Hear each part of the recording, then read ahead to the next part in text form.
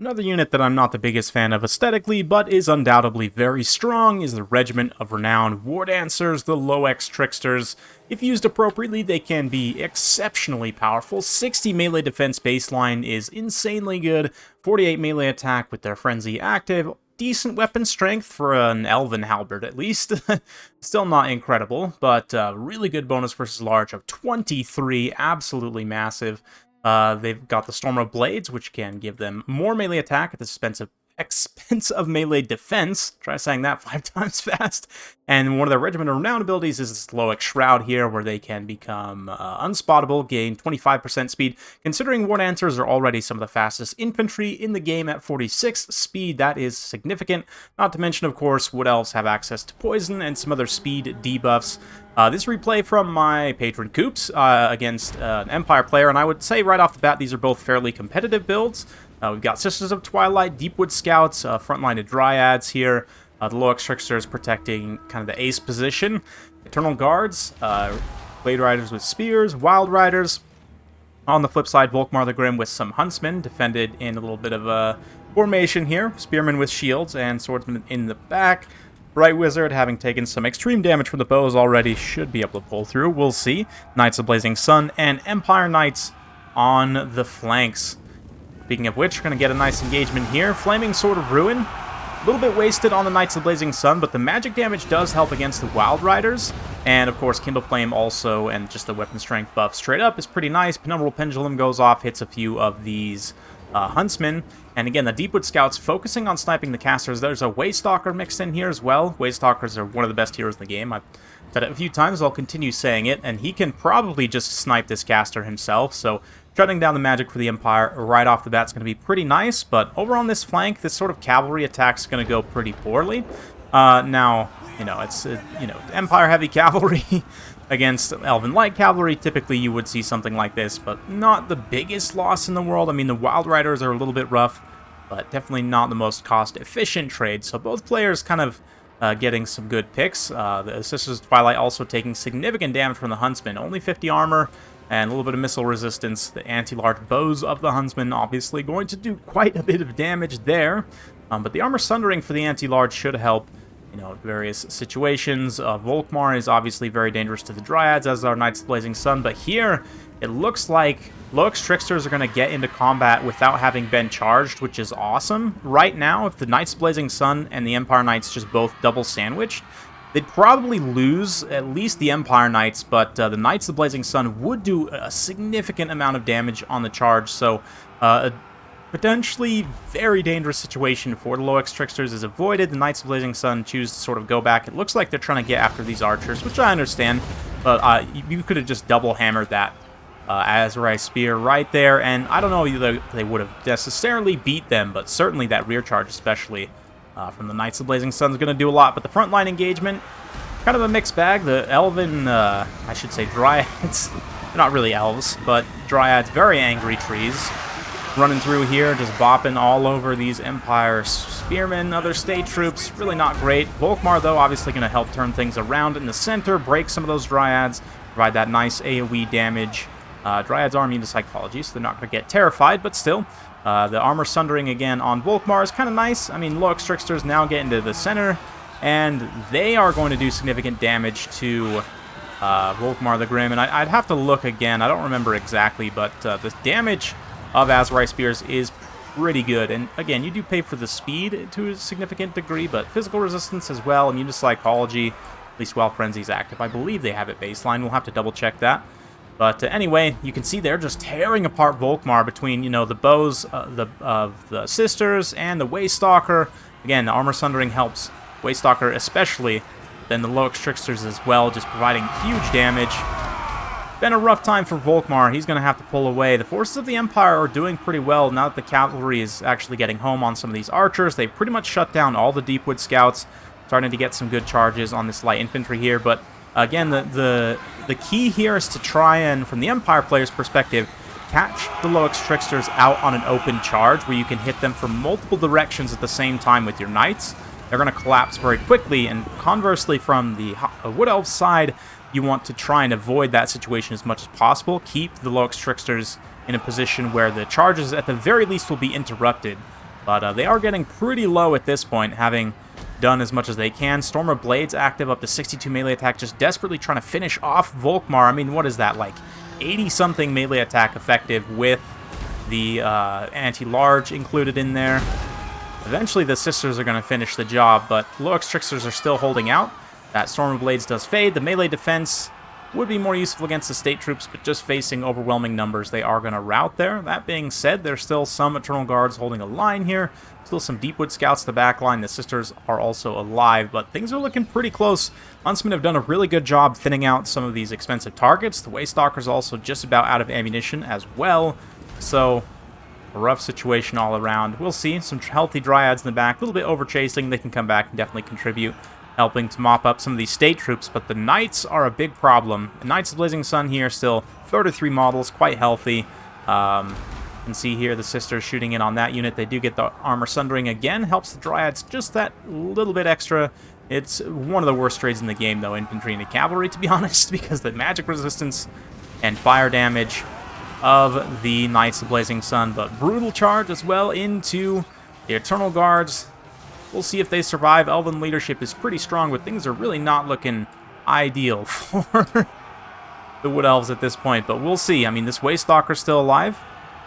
Volkmar being gone is certainly very important, and the Loec's Tricksters have come back from rout as well. We'll see. Maybe use that Loec Shroud to get them back into combat unspotted, try and take out some of these other units in the late game. The Branch Wraith also, didn't really highlight except for the spells, but Branch Buddy is one of the most versatile footcasters in the game. Beautiful spell selection. We've seen the Pendulum used to good effect. Also has Earthblood as well, so that little bit of extra healing could come in critical in the late game, healing any of these kind of more expensive targets. But let's see, Loec's Tricksters, are they going to get charged here? No, it doesn't look like the Knights of the Blazing Sun have a charge order. Neither unit actually gets the charge on each other, but it should favor the Loec's Tricksters quite a bit, this sort of sustained combat situation.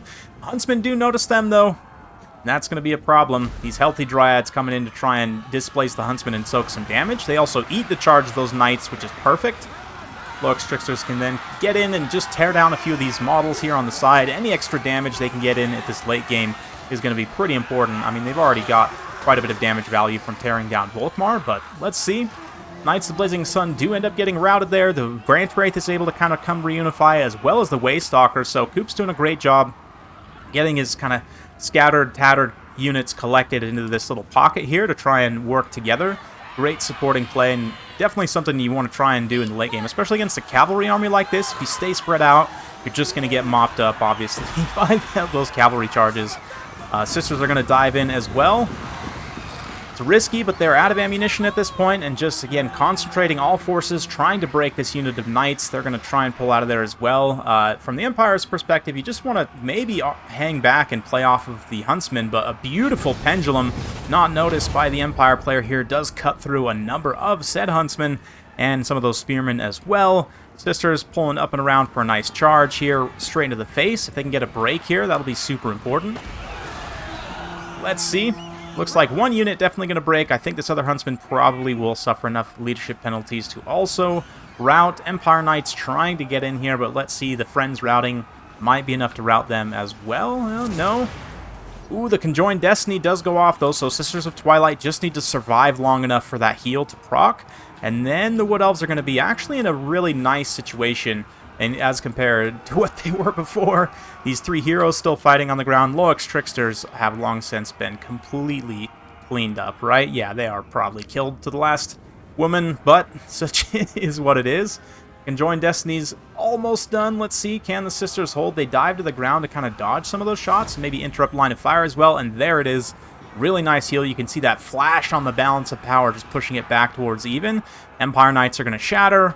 The Waystalker helping to rout the Swordsman as well. These Dryads just extremely pitched late game engagement against Knights of the Blazing Sun. Again, really not what they want to be doing, but will they actually rout? Yes, they do rout. Knights are able to rout them, which makes sense.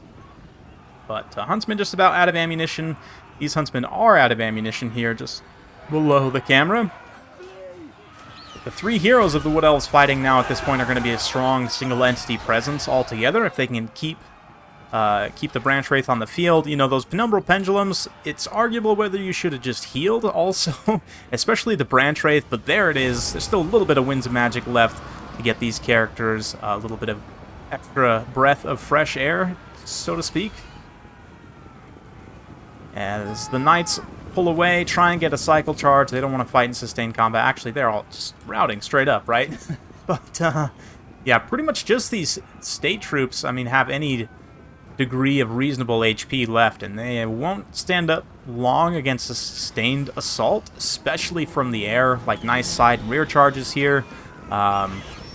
Eagles have pretty good splash against low armor targets. They're not the best, but they certainly can do some pretty good work. Charge bonus of the Sisters also helps. Eagles generally have very good charge also. 440 weapon strength is really nice, 60 charge bonus. So let's see. Branch Buddy is not feeling great, but there's the Eagle charge.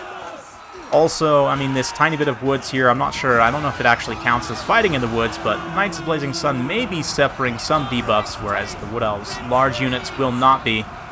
But sounds like the Empire units are starting to cascade route, and that should be game pretty much. So very well played to Coops. I thought he had lost it there at a point, but I think just a couple very minor cavalry micro mistakes on the Empire side.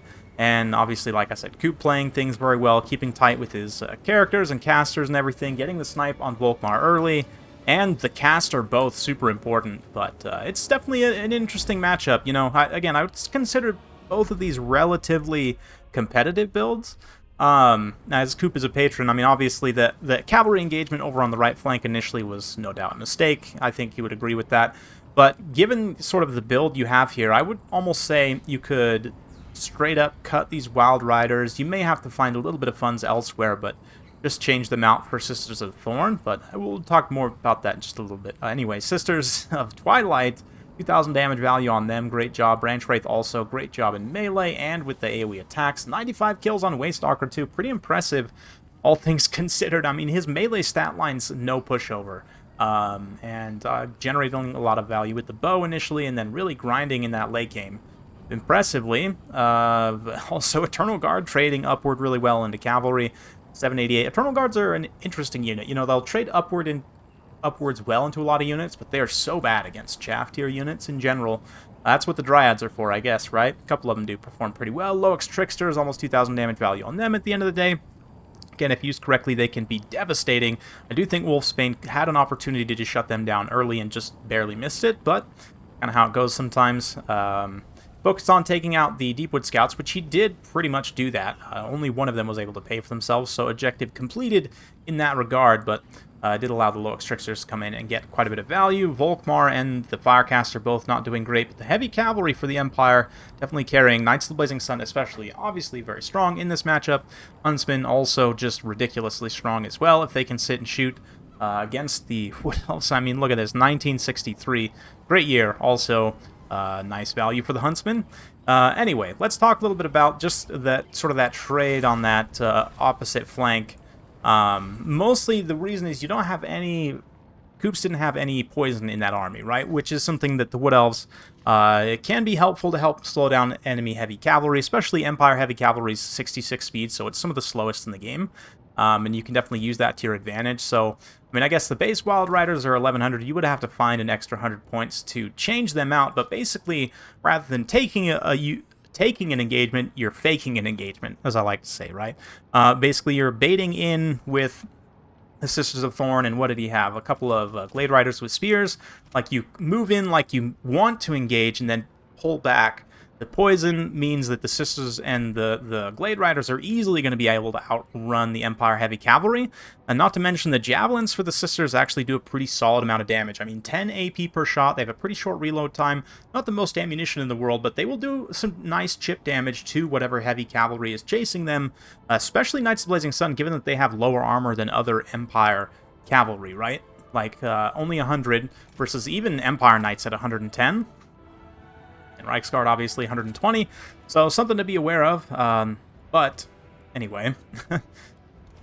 Likewise, the support buffs. Curse of Honor Hair is just super strong right now in general. Shield of Thorns also would have been quite nice in a few different situations there, just in general to help juice up Dryads for fighting Empire State troops, juicing up your characters in the late game. I mean, that's assuming the Sisters of Thorn made it to the late game, but there's a little bit of a micro-intensive unit, but I think that would have been a little bit better served. But anyway, very minor thing. He ended up winning, so who might have criticized? But, I mean, he does pay me to train him. So anyway, thank you all so much for watching. Big shout out to my patrons as well. Like Coops, shout out to him for also sending in this awesome replay. Hopefully you guys enjoyed it. I know I sure did. If you like this sort of content, be sure to like, subscribe, hit that bell, all that jazz. We'll see you next time.